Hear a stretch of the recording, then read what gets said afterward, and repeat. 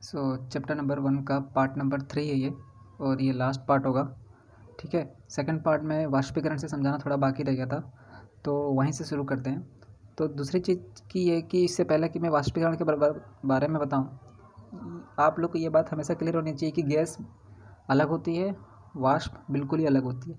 Gas क्या होती है, तो हमने क्वथनांक वाली परिभाषा पढ़ा था कि जिस तापमान पर पानी उबलने लगता है, यानी ठीक है, जिस तापमान पर पानी उबलने लगता है तो उस तापमान को उस पानी के लिए क्या कह सकते हैं, क्वथनांक कह सकते हैं। यानी पानी पूरी तरह से गैस में बदल चुका है।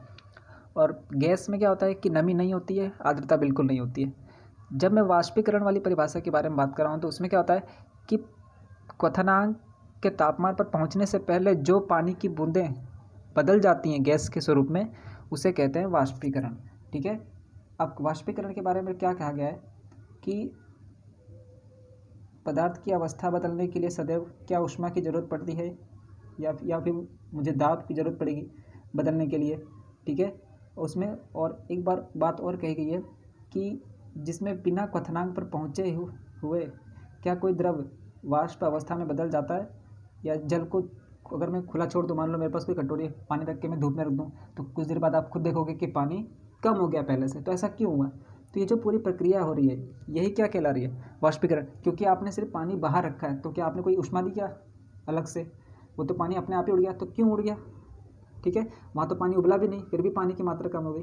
तो यही होती है वाष्पीकरण में। ठीक है, नेक्स्ट जो इसका पॉइंट है वो ये है, वाष्पीकरण का जो सबसे बढ़िया उदाहरण है वो है हमारे जो गीले कपड़े होते हैं, जो धोने के बाद जो सूख जाते हैं। ठीक है, गीले कपड़े जो सूख जाते हैं, इन दोनों उदाहरणों में कौन से उदाहरण? पहले में जब पानी मैंने बाहर रखा, पानी की मात्रा कम हुई। दूसरे, कपड़े धो के हम जो उसको सुखाने के लगते हैं, कपड़े सूख जा रहे हैं। तो ये दोनों किसके उदाहरण हैं? वाष्पीकरण के। पूछेगा कि कपड़े सूख जाना या पानी की कटोरी में से पानी की मात्रा का कम हो जाना किसका उदाहरण है? तो वाष्पीकरण का। तो वाष्पीकरण में एक्चुअली में हो क्या रहा है? तो हमें पता है कि हम जानते हैं कि पदार्थ के कण हमेशा गतिशील होते हैं। जैसे मैंने पहले बोला, ठोस में पदार्थ के कण बहुत पास पास होते हैं, द्रव में थोड़े दूर दूर होते हैं, और गैस में बहुत ही दूर होते हैं। और एक बात याद रखिएगा, गतिज ऊर्जा सबसे ज़्यादा गैसों में होती है। क्यों? क्योंकि गतिज ऊर्जा कब आती है?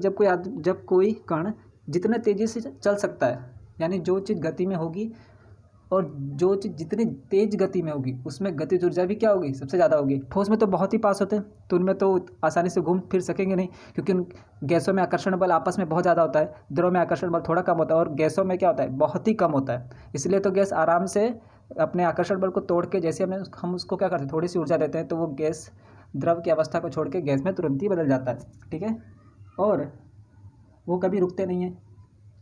एक निश्चित तापमान पर गैस, द्रव या ठोस के कणों में विभिन्न विभिन्न मात्राओं में गतिज ऊर्जा होती है।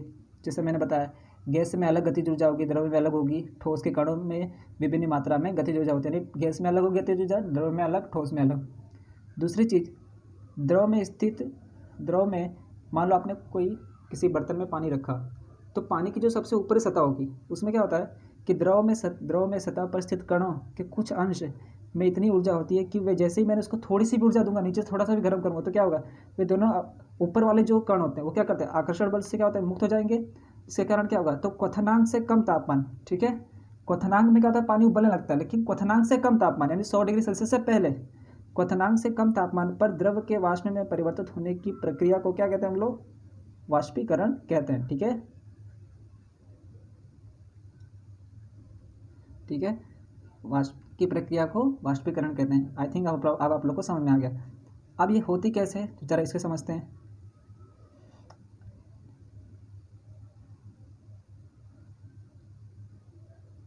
अब क्या होगा, जैसे अब मान लो आपने तापमान में आप वृद्धि करोगे। ठीक है, अब मैंने बताया कि तापमान में वृद्धि करोगे तो क्या होगा? जो कण होंगे, तापमान बढ़ने पर अधिक कणों को क्या होगा? उनको ऊर्जा और मिलेगी, गतिज ऊर्जा मिलेगी। तो क्या होगा? उनके बीच में गति भी बढ़ने लगेगी कणों के बीच में, जिससे क्या हो जाएंगे वो, तो जो सबसे ऊपर वाले जो कण होंगे, बर्तन में पानी भरे जिसके सबसे ऊपर वाले जो पानी की बूंद होंगे, वो क्या होंगे? आसानी से द्रव से गैस में बदलना शुरू हो जाएंगे। तो उसी गैस को हम लोग एक्चुअली उसे गैस नहीं कह सकते, उसे हम लोग क्या बोलेंगे? वाष्प कहेंगे। ठीक है, तो क्वथनांक से कम तापमान पर पानी द्रव की सतह के सबसे ऊपर के कण, जिनके बीच आकर्षण बल दूसरे कणों की अपेक्षा बहुत ही कम होता है, थोड़ी सी ऊर्जा प्राप्त करके वो क्या कर उससे होने से क्या हो जाता है, आपस उनके बीच में जो आकर्षण बल होता है वो उसे तोड़ देते हैं, यानी वो पार कर लेते हैं और वो आसानी से द्रव अवस्था से गैस अवस्था में बदल जाता है, जिसे हम लोग वाष्पीकरण कहते हैं। ठीक है, फिर से रिपीट कर रहा हूँ, क्वथनांक से कम तापमान पर द्रव के वाष्प में बदलने की प्रक्रिया को ही वाष्पीकरण कहते हैं। ठीक है, दूसरी चीज़ आर्द्रता। आर्द्रता मतलब होती है नमी, मतलब ऐसी भाप जिसमें पानी की बूंदें पाई जाती है। जैसे ठंडी के मौसम में जो आप ओस देखते हैं वो क्या होती है, आर्द्रता ही एक तरह से। तो आर्द्रता क्या होती है, तो वायु यानी हवा में विद्यमान, विद्यमान मतलब उपस्थित जो जल वाष्प यानी जल के रूप में जो भाप होती है उसकी मात्रा क्या कहते हैं, आर्द्रता का। ठीक है, वायु में विद्यमान जल वाष्प की मात्रा को क्या कहते हैं, आर्द्रता कहते हैं। किसी निश्चित तापमान पर हमारे आसपास की वायु में एक निश्चित मात्रा में क्या होती है जल, जैसे ठंडी के मौसम में आप देखो जो ठंडी हवा चलती है उसमें क्या होती है, नमी होती है, पानी की बूंदें होती है।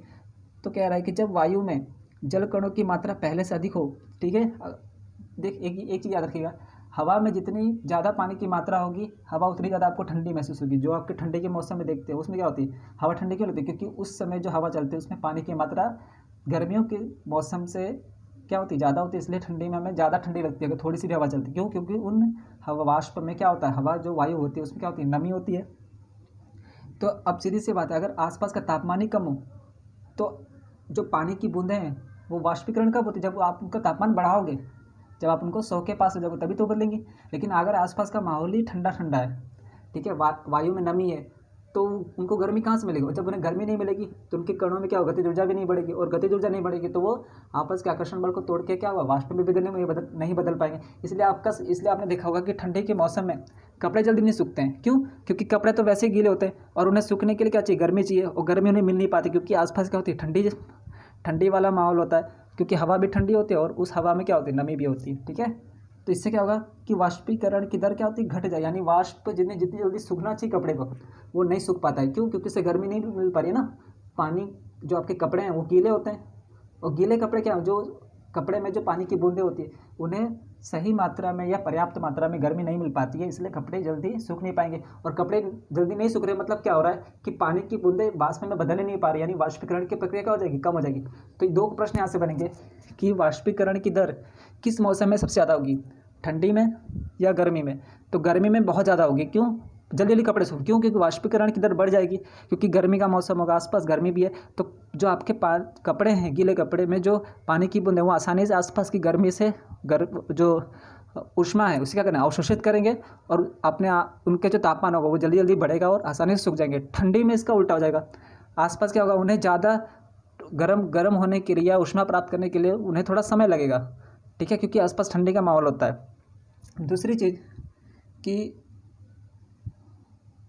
वायु की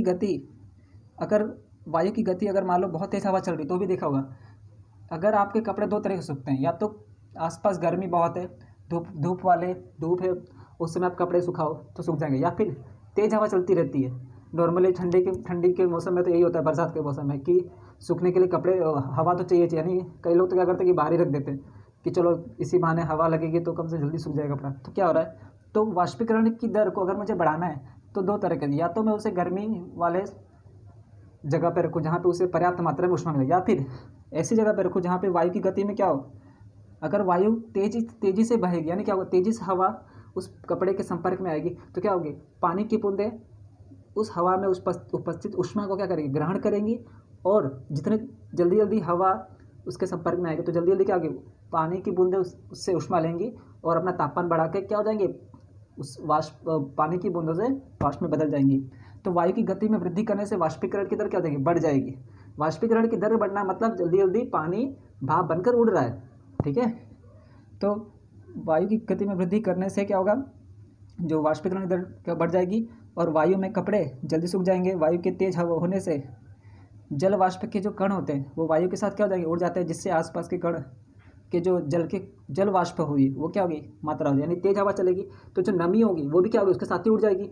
तो जो उस कपड़े के आसपास वाली जो नमी वाली हवा होगी तो वो भी हवा के साथ उड़ जाएगी ना, तो जल वाष्प की मात्रा क्या होगी, घट जाएगी। वही कह रहा है कि जब हवा तेज चलेगी यानी वायु की गति में वृद्धि होने से क्या होगा, वाष्पीकरण की दर बढ़ेगी, यानी कपड़े जल्दी सूखेंगे, और नमी वाली जो हवा होगी वो भी इसके साथ उड़ जाएगी, यानी जल वाष्प जो थी यानी नमी वाली हवा वो क्या हो जाएगी, उसकी मात्रा क्या होगी, घट जाएगी। नेक्स्ट चलते हैं कि वाष्पीकरण को प्रभावित करने वाले कारक, तो मैंने पहले बताया वाष्पीकरण कौन कौन प्रभावित करेगा? एक तो आपकी हवा, यानी तेज़ हवा चलेगी तो कपड़े जल्दी सूखेंगे। और इसमें जो सबसे ज़रूरी आता है कि वाष्पीकरण, जो जिसमें से प्रश्न पूछते हैं कि वाष्पीकरण को कौन प्रभावित करेगा, तो सतह क्षेत्र बढ़ाने पर हम जानते हैं कि वाष्पीकरण एक सतही प्रक्रिया, ये सबसे इम्पोर्टेंट है। सबसे अगर कोई इम्पोर्टेंट है तो ये वही है कि वाष्पीकरण किस प्रकार की प्रक्रिया है। बहुत सारे एग्जाम में पूछा गया है। वाष्पीकरण एक सतही प्रक्रिया है, इसे आप लोग खास करके याद रखिएगा। अब सतही प्रक्रिया का मतलब क्या हो रहा है, तो ज़रा इसे थोड़ा ध्यान से समझना कि मान लो ये मेरे कपड़ा है, कपड़े ये मेरे ऊपर, ये मेरे कपड़े की लेयर, और ये कपड़ा मैंने अभी धोकर मैंने उसको सुखाने के लिए इसमें बाहर रखा है। अब इसमें कपड़े में क्या होगा, पानी की बूंदें होंगी, ठीक है। अब आपने देखा होगा कि अगर आपने कपड़ा धो के उसको अच्छे से नहीं फैलाया और वैसे ही आपने सुखाने रख दिया तो कपड़ा जल्दी नहीं सूखेगा। क्यों? क्योंकि जितने आपने अगर उसे अच्छी तरह से फैला के रखा होगा तो क्या होगा, जो पानी की सतह, वो पानी की बूंदें उस कपड़े में जहाँ जहाँ भी लगी होंगी वो अच्छे से आसपास के जो हवा है उसके संपर्क में आएगी, और जितना ज़्यादा हवा के संपर्क में पानी की बूंदें आएंगी उतने आसानी से क्या होगा, उस हवा वायुमंडल से वो गर्मी को अवशोषित करेंगी और उनका तापमान क्या बढ़ेगा, और जिसके कारण क्या होगा, वो आसानी से वाष्प में बदल जाएंगे और आपके कपड़े जल्दी सूखेंगे। अब इसमें होता क्या है, जैसे कि मान लो ये जो मेरा कपड़ा था इसको मैंने रखा और इसमें जो गोल गोल आप देख रहे हैं ये क्या, ये पानी की मेरी बूंदें। अब मान लो इसके बाहर, ठीक है, मान लो ये मेरी हवा चल रही है तो क्या होगा, और इसमें क्या है, गर्मी है, ठीक है, गर्मी है इसमें, तो क्या करेगी, चूंकि ये जो पानी की बूंदें हैं वो मेरी कैसी हैं, ये कैसी मेरी हैं, तो ठंडी हैं, तो क्या करेंगी, ये पानी की बूंदें इस हवा से क्या करेंगी, गर्मी ले लेंगी। गर्मी ले लेंगी तो क्या होगा,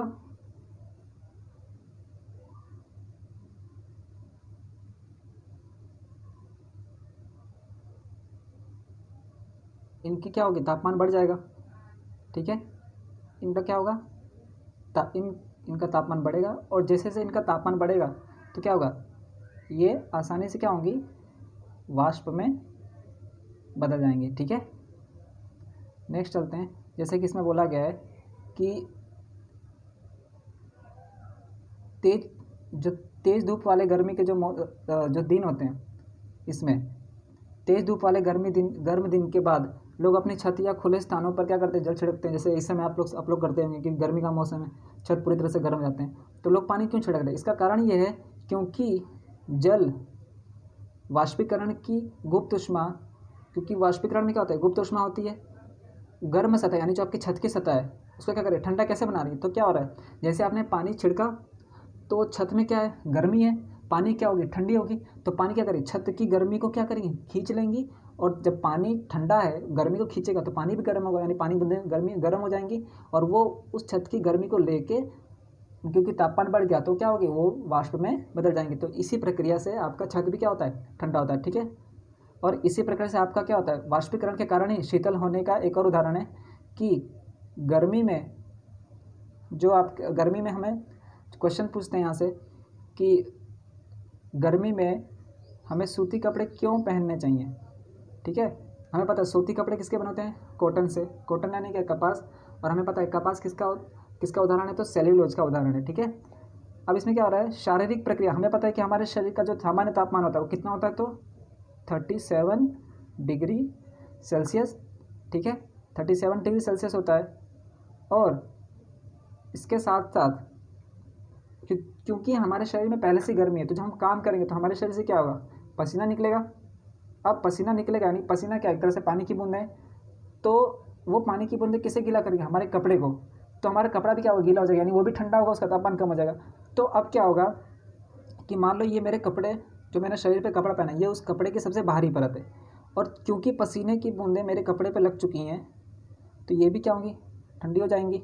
अब क्या होगा, जो इसके बाहर जो हवा चल रही है, ठीक है, इसके बाहर जो मेरे शरीर के आसपास जो हवा चल रही है, अगर मान लो इसी समय जो गर्मी का मौसम है तो क्या होगा, ये पानी की बूंद क्या करेंगी, उस गर्मी से क्या लेंगी, गर्म हवा से क्या लेंगी, गर्मी को लेना शुरू कर देंगी, ठीक है, क्योंकि गर्म हवा है, क्या होंगे उससे, गर्मी लेना शुरू करेंगी, जिसके कारण क्या होगा, इनका जो तापमान है वो क्या हो जाएगा, बढ़ जाएगा।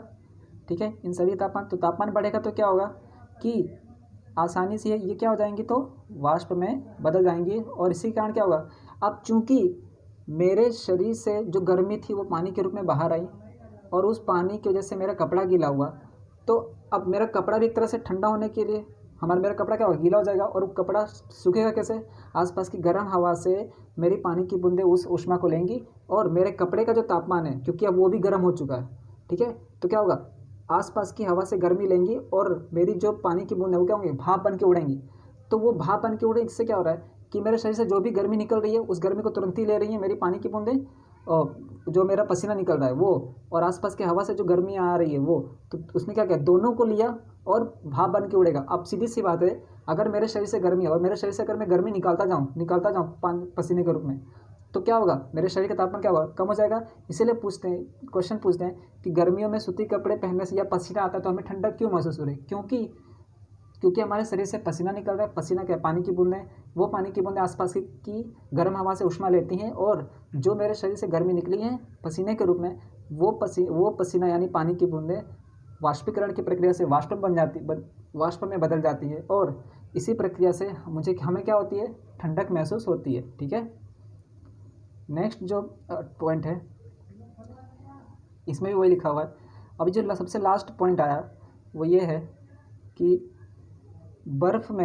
बर्फीले जल में भरे गिलास के बाहर जो सतह होती है वो क्या होती है, जल की बूंदें नजर आती हैं। इसका वही उदाहरण है, बर्फ़ क्या है, ठंडा होता है, और अब चूंकि बर्फ़ वाला पानी ठंडा है तो क्या करेगा, उस गिलास की सतह को भी क्या करेगा, ठंडा कर देगा। अब क्योंकि उस गिलास के बाहर का तापमान ज़्यादा है तो ठंडी पानी की बूंद क्या करेंगी, बाहर से ऊष्मा लेंगी, जो मेरे गिलास की जो सतह है वो क्या करेंगे, बाहर से ऊष्मा लेंगे, जिसके कारण क्या होगा, वो जो बर्फ़ वाली जो सतह थी वो क्या करेगी, पानी लेंगी। अब क्योंकि पानी ठंडा है, ठीक है, तो जैसे ही वो पानी आसपास की गर्मी लेगा तो क्या होगी, पानी में क्या होगा, बदलने लगेगा धीरे धीरे। ठीक है, तो इसीलिए हमें क्या होती है, पानी की बूंदें क्या हो रही है, नज़र आ रही है। ठीक है, आसपास की गर्मी से उन्होंने क्या किया, पानी को लिया, ऊष्मा को लिया, तो क्या होंगे, धीरे धीरे वो किस में बदलने लगेंगी, पानी की बूंदों में। नेक्स्ट जो इसमें है कि किसी बर्तन में हम बर्फीला जल रखते हैं, जल्दी ही बर्तन के बाहरी सतह पर हमें जल की बूंदें नजर आने लगेंगी। तो इससे क्या हो रहा है कि वायु में उपस्थित जो गिलास के बाहर जो वायु है उसमें उपस्थित क्या होंगे, जल वाष्प की ऊर्जा क्या होगी, जो ठंडे पानी के संपर्क में आकर क्या हो जाती हैं, कम हो जाती हैं। ठीक है, पानी के संपर्क में आएंगी, जो कि ठंडा पानी मेरा उसके संपर्क में क्या हो जाएगी, तो आसपास गर्म हवा है, ठंडे पानी के संपर्क में आएंगी तो क्या होगा, हवा भी ठंडी हो जाएगी। तो जब पानी ठंडा हो जाएगा तो क्या होगा, क्योंकि हवा गर्म थी, पानी के संपर्क में तापमान कम होगा, और जितना तापमान कम होगा तो वो किस में बदलने लगेंगी, तो द्रव अवस्था में बदलने लगेंगी। ठीक है, फिर से बोल रहा हूँ, जब पानी की बूंदें जब बाहर की गर्म हवा ठंडे पानी के संपर्क में आती हैं तो क्या होता है, उनका तापमान क्या हो जाता है, कम हो जाता है, और यह द्रव अवस्था में बदल जाती हैं, और ये हमें पानी की गिलास के बाहर किस स्वरूप में दिखाई देती हैं, तो जल की बूंदों के रूप में नजर आती हैं। ठीक है, तो ये जो पूरी प्रक्रिया हो रही है ये सब किसका उदाहरण है, तो वाष्पीकरण का उदाहरण है।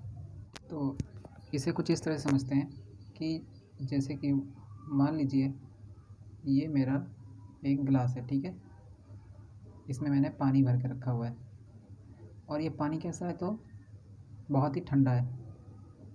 ठीक है, ठंडा पानी है। अब क्या होगा, क्योंकि इसका तापमान जो मेरा गिलास है, इस गिलास के पानी का जो तापमान है वो कैसा होगा, बहुत ही कम होगा। ठीक है, कम तापमान है, लेकिन इसके बाहर जो हवा है, इस गिलास के बाहर, तो क्या होगी, ये गिलास की में जो हवा के जो कण होंगे जो कि गर्म है वो किसके संपर्क में आएंगे, इस गिलास के संपर्क में क्या आएंगे, तो इन कणों का जो तापमान है वो क्या हो जाएगा, कम हो जाएगा। ठीक है, क्या हो जाएगा, तो कम हो जाएगा। तो इसके कारण क्या होगा, आप हमेशा याद रखिएगा, जैसे जैसे किसी भी गैस का तापमान कम होगा तो वो किस में बदलने लगेंगे, पानी में। और एकदम ही बिल्कुल कम कर दो, यानी 0 डिग्री सेल्सियस तक अगर आपने उन गैसों का तापमान ला दिया तो पहले तो देखो 100 डिग्री सेल्सियस से ऊपर रहेंगे तब तो गैस स्वरूप में रहती है हवा। अगर आपने उसका तापमान कम करते जाओगे और जैसे जैसे 100 डिग्री सेल्सियस से कम आएंगे तो पहले किस में बदलेंगे, द्रव में। और आपने अगर बिल्कुल उसे 0 डिग्री सेल्सियस तक ले गए तो उसका तापमान क्या हो जाएगा, 0 डिग्री सेल्सियस पे पहुँचते ही वो किस में बदल जाएंगी, बर्फ़ में बदल जाएंगी, जो आपके फ्रिज में होती है। तो ये होता है कि अगर मान लो बाहर का तापमान अगर मान लो 40 डिग्री सेल्सियस है और मेरे पानी का तापमान मान लो 20 डिग्री सेल्सियस है, तो जब 40 डिग्री सेल्सियस वाली हवा 20 डिग्री सेल्सियस के संपर्क में आएंगे तो क्या होगा, तापमान हुआ कम हो जाएगा।